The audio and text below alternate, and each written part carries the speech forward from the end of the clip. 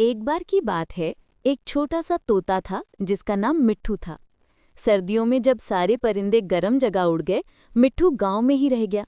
उसने देखा कि लोग बर्फ खरीद रहे थे। मिट्ठू के दिमाग में एक बढ़िया आइडिया आया। वो पहाड़ से बर्फ लाता, छोटी टोकरी में भरकर बाजार में चिल्लाता, ठंडी बर्फ, ठंडी बर्फ। धीरे धीरे उसने इतने पैसे कमा लिए कि अपने खाने और रहने का इंतजाम कर लिया।